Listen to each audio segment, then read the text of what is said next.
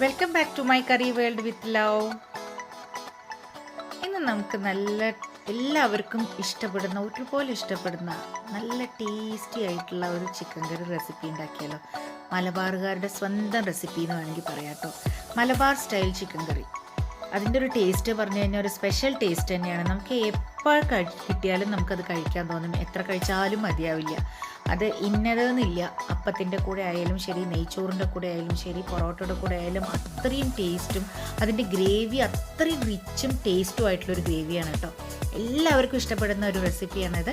ഇത് ഒരുപാട് പേര് റിക്വസ്റ്റ് ചെയ്തിട്ടുള്ളൊരു റെസിപ്പിയാണ് കേട്ടോ. അത് അത്രയും ടേസ്റ്റാണിത്. അപ്പോൾ ഈ ക്രിസ്മസിന് നമുക്ക് ഈ ഒരു മലബാർ ചിക്കൻ കറി ഉണ്ടാക്കിയാലോ.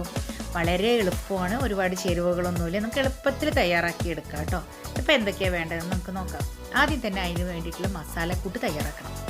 മസാലക്കൂട്ടിന് വേണ്ടി നമുക്ക് ആദ്യം കുറച്ച് അരയ്ക്കാനുണ്ട്. കുറച്ച് മസാലകളൊക്കെ ചേർത്ത് നമുക്ക് നല്ല ഫൈൻ പേസ്റ്റായി അരച്ചെടുക്കണം. അത് നമുക്ക് ആദ്യം ചെയ്യാം. ഇത് ഫ്രഷ് ഗ്രേറ്റഡ് കോക്കനട്ടാണ്. ഞാൻ നാളികേരം നന്നായി ചിരവി എടുത്തിട്ടുള്ള നാളികേരം ഒരു 5 സ്പൂണോളൊക്കെ എടുക്കുക കേട്ടോ. 5-5.5 സ്പൂൺ എടുത്തോളം കുഴപ്പമൊന്നുമില്ല. 5 സ്പൂൺ എടുക്കുക. നാളികേരം തന്നെ ചേർക്കാൻ നോക്കുക കേട്ടോ. നാളികേരം പാലൊഴിക്കുകയാണെങ്കിലും കുഴപ്പമില്ല, പക്ഷേ നാളികേരം ചേർത്താലാണ് നമുക്ക് തിക്ക് കൊഴുപ്പായിട്ടുള്ളൊരു ഗ്രേവി കിട്ടുള്ളൂ. അപ്പോൾ അതിലേക്ക് വലിയ വെളുത്തുള്ളി ആയതുകൊണ്ട് ഒരു 4-5 വെളുത്തുള്ളി ചേർത്തിട്ടുണ്ട്. ചെറുതാണെങ്കിൽ ഒരു ഫുൾ വെളുത്തുള്ളിയുടെ കുട ഉണ്ടല്ലോ, അത് ഫുൾ ചേർക്കണം കേട്ടോ. പിന്നെ അതിലേക്ക് ഒരു വലിയ കഷ്ണം ഇഞ്ചി പൊടിയായി അരിഞ്ഞത്, പിന്നെ 4-5 പച്ചമുളക് ഞാൻ എപ്പോഴും പറയേണ്ട എരിവിനനുസരിച്ച് ചേർക്കുക കേട്ടോ, നോക്കിയിട്ട്. പിന്നെ ഇതിലേക്ക് ഞാൻ ഒരു പകുതി തക്കോലാണ് കേട്ടോ ചേർക്കണുള്ളൂ. പകുതി സ്റ്റാർ ഇട്ടിട്ടുണ്ട്. പിന്നെ ബാക്കിയുള്ളത് ഒരു 4 ഗ്രാമ്പു, പിന്നെ ഒരു വലിയ കഷ്ണം പട്ട ചെറുതായി പൊട്ടിച്ചതാണ് കേട്ടോ അത്. പിന്നെ ഒരു വലിയ ടേബിൾ സ്പൂൺ പെരിഞ്ജീരകം, ഒരു 4 ഏലക്കായ ചേർത്താൽ മതി വലുതാണെങ്കിൽ. ചെറുതാണെങ്കിൽ ഇതുപോലെ ഒരു 5-6 ഏലക്കായ ചേർക്കാം കേട്ടോ. എൻ്റെ കയ്യിൽ ചെറിയ ഏലക്കായാണ്, അതുകൊണ്ട് ഞാൻ 5-6 ചേർത്തത്. പിന്നെ 1 ടീസ്പൂൺ കുരുമുളക്, ഒരു 1/4 ടീസ്പൂൺ നമ്മുടെ സാദാ കറിക്ക് എടുക്കുന്ന ജീരകം, പിന്നെ കുറച്ച് മുളക് പൊടി. അത് നിറത്തിന് വേണ്ടി മാത്രം, കുറച്ച് എരിവിന്. നമ്മുടെ സാധാ എരിവുള്ള മുളക് പൊടി തന്നെയാണ് കേട്ടോ. 1 ടീസ്പൂൺ ചേർക്കാം. ഇനി നമുക്ക് അടുത്ത വേണ്ട ചേരുവ കസ്കസാണ്. കസ്കസ് 1 ടീസ്പൂൺ ചേർക്കണം. പക്ഷേ എൻ്റെ കയ്യിൽ കസ്കസ് ഇല്ല, ഇവിടെ കസ്കസ് കിട്ടാത്തതുകൊണ്ട് ഞാനൊരു 4-5 ബദാം ചേർക്കുന്നുണ്ട്. ബദാമിന് പകരം നിങ്ങൾക്ക് അണ്ടിപ്പരിപ്പും ചേർക്കാം.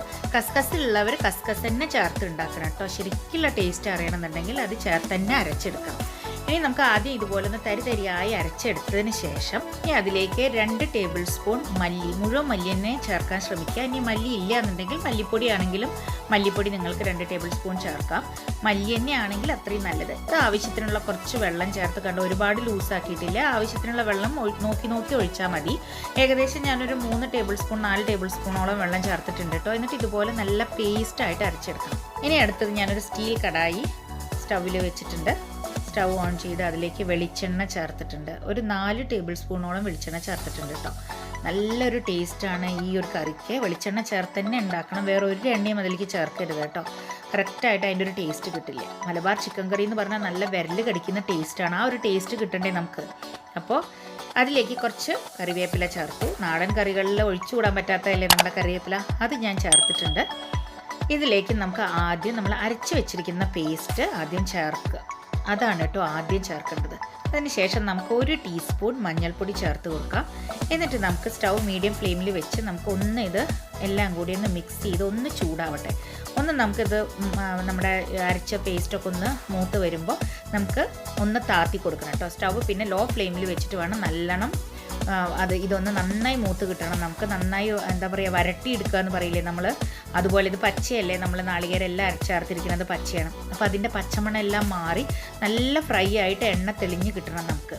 അതുവരെ നമുക്ക് സിമ്മിൽ വെച്ച് കൊടുത്തിട്ട് തന്നെ നമുക്ക് ഇളക്കി കൊടുക്കണം. ഏകദേശം ഒരു 3 മിനിറ്റോളം എടുക്കും കേട്ടോ. ഇത് നമ്മൾ സിമ്മിൽ വെച്ചിട്ട് തന്നെ നമ്മളിതുപോലെ മിക്സ് ചെയ്ത് കൊടുത്ത് നമുക്ക് നല്ലോണം എണ്ണ തെളിഞ്ഞ് കിട്ടണ വരെ നമ്മൾ ക്ഷമിച്ചെന്നെ ഒന്ന് ഇളക്കി കൊടുത്തുകൊണ്ടേയിരിക്കണം. നമ്മളുടെ മല്ലിയുടെയും എല്ലാ മസാലകളുടെയും പച്ചമണെല്ലാം മാറി നല്ലോണം എണ്ണ തെളിഞ്ഞ് വരണ വരെ. ഇപ്പോൾ നമ്മൾ അരപ്പിൻ്റെ വെള്ളമെല്ലാം വറ്റി തുടങ്ങിയിട്ടുണ്ട്. ചെറുതായിട്ട് എണ്ണയെല്ലാം അങ്ങനെ സൈഡിൽ നിന്ന് തെളിഞ്ഞ് വന്നു തുടങ്ങിയിട്ടുണ്ട്. ഒരു മിനിറ്റ് നേരം കൂടി നമുക്ക് ഇതുപോലെ തന്നെ സിമ്മിലിട്ടിട്ട് ഒന്നും കൂടി വഴറ്റി കൊടുക്കുക. കണ്ടോ, നല്ല 4 പുറത്തൊന്ന് നല്ലോണം എണ്ണ തെളിഞ്ഞ് വന്നിട്ടുണ്ട്. ഇതാണ് കേട്ടോ അതിൻ്റെ പരിവം പറയണത് കറക്റ്റ്. ഈ സമയത്ത് ഞാനൊരു മീഡിയം സൈസിലുള്ള ഒരു 2 സവോള ചെറുതായിട്ട് അരിഞ്ഞത് അതിലേക്ക് ചേർത്ത് കൊടുത്തിട്ടുണ്ട്.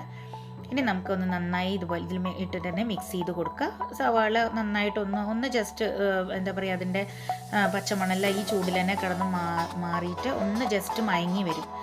സവോളയെല്ലാം നമുക്ക് ഫ്ലെയിം ലോ ഫ്ലെയിമിൽ തന്നെ വെക്കാം കേട്ടോ, മീഡിയത്തിലാക്കേണ്ട ആവശ്യമില്ല. ഈ ലോ ഫ്ലെയിമിൽ ഇട്ടിട്ട് തന്നെ നമുക്ക് 1 മിനിറ്റ് നേരം ഒന്ന് അടച്ചു വെച്ചിട്ട് നമുക്ക് കുക്ക് ചെയ്യാം. അപ്പോൾ കണ്ടോ 1 മിനിറ്റ് കഴിഞ്ഞിട്ട് ഞാനൊന്ന് തുറന്നതാണ്. നമ്മുടെ സവോളയെല്ലാം ചെറുതായിട്ട് കണ്ടോ മയങ്ങി വന്നിട്ടുണ്ട്. ഇത്രേ ആവശ്യമുള്ളൂ. പിന്നെ ഈ സമയത്ത് ചിക്കൻ ഇട്ട് കൊടുക്കാം. നല്ലോണം കഴുകി വൃത്തിയാക്കി വെച്ചിട്ടുള്ള 1 കിലോ ചിക്കൻ ഉണ്ട് കേട്ടോ. ഇത് 1 കിലോ ചിക്കൻ്റെ ഒരു കൂട്ടാണ് കേട്ടോ. ഞാനിപ്പോൾ പറഞ്ഞിരിക്കുന്ന അളവാണ് ഞാനിതൊക്കെ പറഞ്ഞിരിക്കുന്നത്. അപ്പം ഞാൻ ചിക്കൻ ഇട്ടിട്ട് ഒന്ന് ജസ്റ്റ് ഇതുപോലെ 1 മിനിറ്റ് നേരം ഇതുപോലെ തന്നെ ഇളക്കി കൊടുത്തിട്ട് വഴറ്റി കൊടുത്തിട്ടുണ്ട്. നമുക്ക് എല്ലാ മസാലയൊക്കെ എല്ലായിടത്തും പിടിക്കണ്ടേ. ഇനി സിമ്മിലിട്ടിട്ട് തന്നെ നമുക്ക് വേവിച്ചെടുക്കണം കേട്ടോ.